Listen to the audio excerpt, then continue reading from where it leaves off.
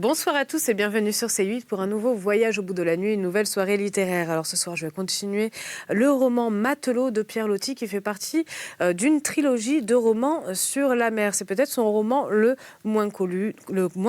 La plupart de ses romans sont autobiographiques et inspirés de ses voyages. Il est né en 1850 à Rochefort et décédé à Hendaye en 1923. Donc c'était un écrivain et un officier de marine français. D'après un témoignage de contemporains, vers 1890, à une réception des Boutelots, à Barbezieux, en Charente, un jour, il m'a amené à la gare chercher Pierre Loti, qui venait pour un bal. Nous l'avons aperçu dans son compartiment de 3e classe, causant avec ses voisins, car il aimait le peuple. Le soir, il ne parla pas.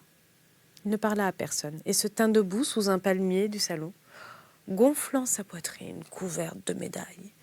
Le lendemain matin, il disparut à l'aube et on trouva son lit parsemé de violettes.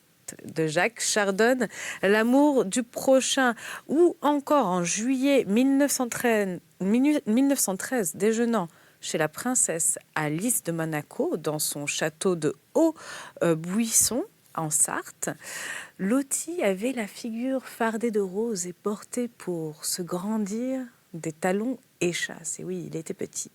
Dans son étrange visage luisaient des yeux admirables, couleur d'aigle marine d'une profondeur mystérieuse, voilée d'inquiétude. Ce regard lointain, comme perdu dans un rêve, était troublant. Il parlait peu, mais quand il narrait, il le faisait avec la poésie colorée, inimitable, qui rappelait ces livres prestigieux dont le charme appartient à l'éternité. Gabriel Louis Prenguet, 30 ans de dîner en ville, ensuite en parla également. N'hésitez pas à réagir sur les réseaux sociaux, #VBN, ainsi que sur notre page Facebook Voyage au bout de la nuit. Je vais continuer ma lecture et ce sera ma dernière pour ce roman. Donc Matelot, chapitre 37.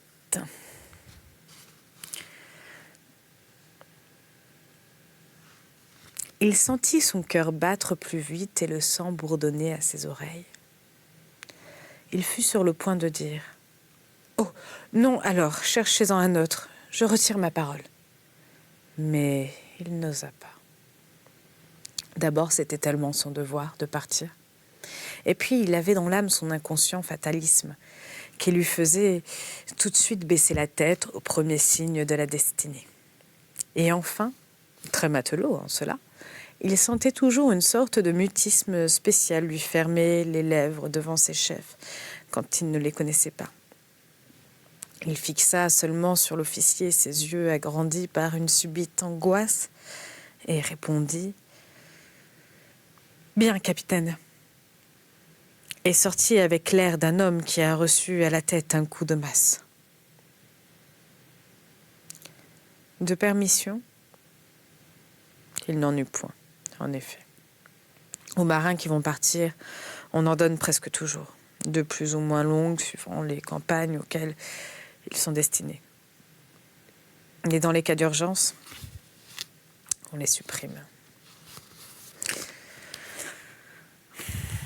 Le soir même, envoyé à la caserne, son sac complété, sa comptabilité prête, il fut consigné là, jusqu'au départ, avec les 8 autres, qui s'en allaient aussi. Au crépuscule, sous les arcades de la cour, ils s'appelaient, se réunissaient, se dévisageaient. Ces hommes englobés dans le même coup de filet imprévu, qui devaient partager là-bas, si loin, le même exil et les mêmes fatigues. Pas de permission. Pas d'adieu aux parents. C'était la seule chose qui leur paraissait dure. Cependant, 2 ou 3 chantaient. Mais un autre, un tout jeune, pleurait. Sa mère. J'en pensais à elle avec un attendrissement profond. Son regret était lourd et oppressant de ne l'avoir pas embrassée. Mais c'était pour elle qu'il partait, pour leur avenir à tous les deux. C'était un peu l'acte expiatoire de sa vie, cette campagne qu'il avait demandé de faire. Alors, se sentant la conscience bien en repos à son sujet, il s'était presque apaisé le cœur par une bonne lettre qu'il venait de lui écrire. Tandis que Madeleine, partir ainsi dans l'impossibilité absolue de lui parler, de lui faire dire un mot par quelqu'un, de seulement l'apercevoir, lui écrire. Mais lui écrire quoi? Lui demander de l'épouser? Toute son âme l'y poussait, décidément, bien qu'elle fût une petite ouvrière pauvre.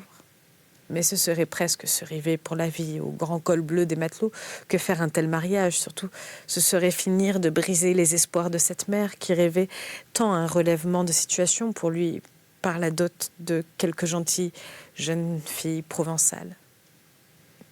Plus tard, quand il serait capitaine.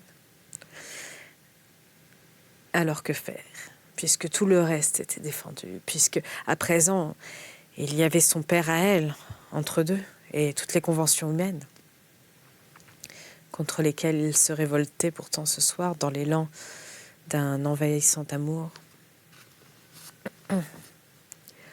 Des lettres de simple adieu, bien douces. Il en commença 2 pour Madeleine, qui furent presque aussitôt déchirées. Par qui les lui faire parvenir d'ailleurs? Chez ses parents? Pourrait-elle les recevoir? Est-ce dire qu'elle était là, si près, peut-être à cette heure même, rentrant chez elle par les rues familières, angoissée, seule, cherchant des yeux celui qu'elle ne verrait jamais plus. À la fin, le soir très tard, il pensa qu'il vaudrait mieux ne lui écrire que de Port Saïd, ou d'une des premières rades étrangères. Une bonne lettre dont son père lui-même ne se fâcherait pas. Les lettres timbrées de loin ont plus de chances d'être accueillies parce que celui qui les a écrites est moins redoutable et peut si bien ne jamais reparaître. Ne pas écrire. Remettre à une époque plus lointaine. Cela découlait du reste, de cette inertie, de cette continuelle attente fataliste qui formait un peu le fond de son caractère. Avec l'entêtement ensuite, dans des décisions quelconques une fois qu'elles étaient par hasard prises. Pourtant sa détresse, ses remords étaient grands. Et aussi son amour. Et il ne l'avait jamais senti pareil. Le lendemain, il se trouva dans cette gare où il avait vu Madeleine pour la première fois et il prenait avec ses nouveaux camarades le train de Toulon pour commencer un de ces incertains et dangereux voyages dont la perspective rend un peu solennelle à entendre les coups de sifflet du départ. Et au premier ébranlement des roues, il se pencha avec une tristesse intime vers la portière pour regarder s'éloigner la petite ville murée où il était entré. 4 mois auparavant, avec tant d'indifférence. Chapitre 38. À travers la mer des Indes, la Circé s'en allait rapide et doucement balancée. Toute blanche de toile sous une incandescente lumière, entre 2 infinis traits bleus, laissant derrière elle comme une longue queue son éternelle traînée bruissante qui étincelait de soleil. Port Saïd était dépassé depuis bien des jours, Aden également, et la lettre de Jean pour Madeleine n'avait pas été écrite. Quand il se disait, se connaissant bien, que cela finirait peut-être, comme pour l'autre, pour la rieuse et la libre fille du Québec, il éprouvait un très pénible mécontentement de lui-même. Surtout en se la rappelant si confiante et si pauvre. Au souvenir des gentils aveux de misère qu'elle lui avait faits, au souvenir seulement de certains détails de sa toilette, de ses modestes robes qu'elle abritait avec tant de soin contre la pluie, de ses petits gants qui étaient si laborieusement raccommodés, Il se sentait pris d'une de ces pitiés infiniment tendres qui sont une des manifestations du grand amour pur, et il se faisait le serment de lui écrire, aussitôt arrivé là-bas. Mais puisqu'il n'était pas du tout décidé à l'épouser, c'était si embarrassant cette lettre. Il avait aussi des heures de complet oubli, grâce au rire joyeux des autres, ou à l'influence du grand néant charmeur et mortel d'alentour. Cette Circé devait, en passant, le déposer à l'embouchure du fleuve Rouge, avec les autres marins destinés à l'équipage de l'Égyptis. C'était une corvette qui avait encore de grandes voiles, comme jadis, et qui s'en allait pour la dernière fois de sa vie en station dans les mers de Chine. Précisément, la majeure partie d'un équipage de la Résolue avait été versée à bord. Et Jean se retrouvait ainsi, avec le Marek et Joal, ses deux grands amis, et avec quelques autres qu'il aimait aussi. Alors tout de suite, leur amitié s'était resserrée. Le Marek, aujourd'hui second maître, s'était marié à la suite d'un irrésistible coup de foudre, 8 ou 10 jours avant de partir. Économe à présent, il n'avait plus qu'un but, atteindre sa retraite et aller vivre auprès de sa femme du côté de Binic, dans une maison qui aurait un jardin. Ses façons semblaient déjà graves. La mère lui avait fait du reste une figure d'une couleur foncée et d'un premier aspect farouche. Sur ses tempes, quelques cheveux blanchissaient. Ses 31 ans et sa largeur excessive lui donnaient, vis-à-vis des autres, un air de père. Joal, lui, qui était dans la mousqueterie, représentait le type du serviteur irréprochable, sans but et sans rêve. Sa petite imagination n'avait pas résisté au joug prolongé de la discipline. La vie se résumait pour lui à la stricte observance du tableau de service. À telle heure, blanchir telle planche avec du sable. À telle autre, faire reluire avec du tripoli certaines ferrures ou certains cuivres, sans jamais discuter en lui-même l'importance de ses actes. En dehors de cela restait bon cœur, capable d'affection, de dévouement et de larmes. Les autres, de la bande de gens, étaient d'assez gentils enfants qui riaient beaucoup et qui, à l'occasion, rêvaient pas mal aussi, mais sans savoir comment s'appelait ce passe-temps des silencieux. Et le soir, à l'heure charmante où sur le gaillard d'avant on écoute des histoires et des chansons, ils se formaient en petits groupes très unis, puis finissaient tous par s'endormir côte à côte, à la belle lune bleuâtre, ou à la belle et brillante étoile. En route, Jean s'était déjà senti troublé dans les plus mystérieux dessous de son âme, par 1000 choses que ses amis avaient aperçues d'une façon bien confuse ou avec infiniment moins de profondeur. Les sables, les mirages de la mer Rouge, et chaque soir, la terrible splendeur apocalyptique de son soleil de sang. Le Sinaï qui, dans le lointain, avait passé, ardent comme une braise sur un ciel tout en or, la partie arabe, là, tout près, et si bien devinée. Et en avant de lui restait l'inquiétude attirante, l'énigme de cet extrême-orient jamais vu. Chapitre 39. Là-bas. Maintenant. Tout à fait là-bas. Tout à fait. Il était arrivé. Il voyait devant lui, bien réelle, la petite canonnière qui l'avait par avance tant fait songer, dans une atmosphère accablante, où le moindre mouvement faisait perler la sueur au front. Elle se tenait immobile sur un fleuve amarré près de la berge parmi des roseaux. Gyptis. Il lisait en lettres jaunes bien nettes sur son arrière noir ce nom qu'il avait poursuivi tout le temps du voyage, un peu comme un nom fatal et de mauvaise magie, Gyptis. C'était là son poste de mouillage et par conséquent, ce petit recoin du monde allait être pendant 18 mois la résidence habituelle de Jean. On les avait amenés là le soir. Les nouveaux marins de la Gyptis.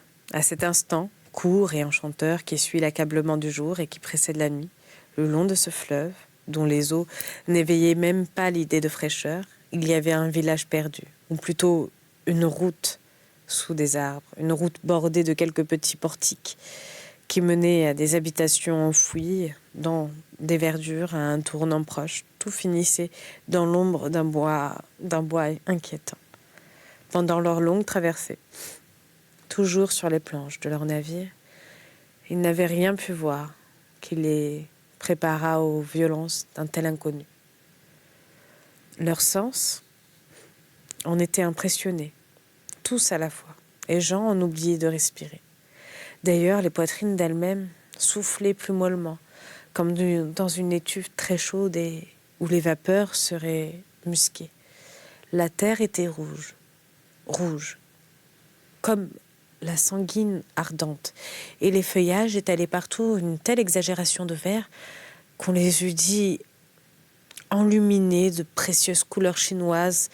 Même dans le crépuscule envahissant, ces nuances éclatées, ce vert des arbres et ce rouge du sol semblaient devoir persister malgré la nuit, par leurs excès même. Les petits portails qui menaient aux maisonnettes enfouies étaient tout cornus, affectés de vagues contournements de bêtes. Ils avaient d'ailleurs des airs de se cacher, de se sentir mal à l'aise sous cette verdure morne et éternelle, écrasante pour les hommes, victorieuse de tout. Les personnages, pour qui ce décor était naturel, passaient vacants à leurs étranges petites affaires. Ils avaient les yeux bridés, dont les coins extrêmes se relevaient. Leur peau jaune empruntait à la terre un éclat rougeâtre. Ils marchaient souples et sans bruit, les pieds nus, ou chaussés de semelles en papier, les animaux domestiques qui paraissaient sur les portes, les oiseaux qui se couchaient dans les branches, les moindres fleurs au bord du chemin, disaient aux nouveaux venus dans quel grand lointain hostile ils venaient de pénétrer. Du reste, ce petit monde enfermé sous son suaire d'arbres et séparé de tout, ne s'étonnait pas d'être ainsi, mais plutôt de voir qu'il était possible d'être autrement. Les promeneurs teintés de safran, qui sentaient le musc et la sueur, adressaient aux matelots en passant, sans détourner la tête, de vagues sourires d'ironie que ceux-ci leur rendaient. Ils se sentaient profondément inconnaissables les uns les autres. Des filles seules, les matelots s'occupaient avec une demi-gravité. Parce que dans l'espèce humaine,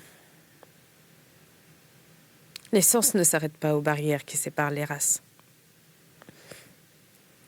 En somme, quelque chose de moqueur, mais de sinistre surtout, était dans l'accueil de cette région de la Terre, qui avait mis des siècles à modeler ses frêles habitants jaunes à sourire de chat, et qui se sentait capable de continuer à anéantir tant d'hommes blancs sous ses miasmes et sa torpeur.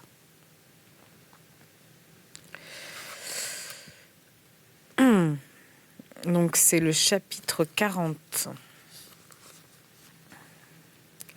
Près d'une année que Jean était là. Ses joues avaient jauni, comme celles des petits personnages félins d'alentour, et ses forces musculaires avaient décliné beaucoup. Il avait essayé de travailler pendant ses loisirs de la gyptise. Mais cette continuelle chaleur d'étuve, qui ne cessait ni jour ni nuit, causait une fatigue particulière, autant intellectuelle que physique. Il était resté pendant des heures devant ces chiffres, ces formules, incapable d'application, se sentant le cerveau vide.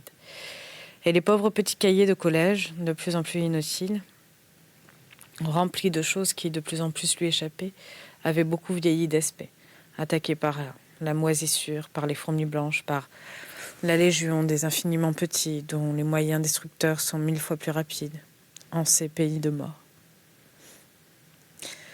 Mais un grand acte avait été accomplie dans son existence.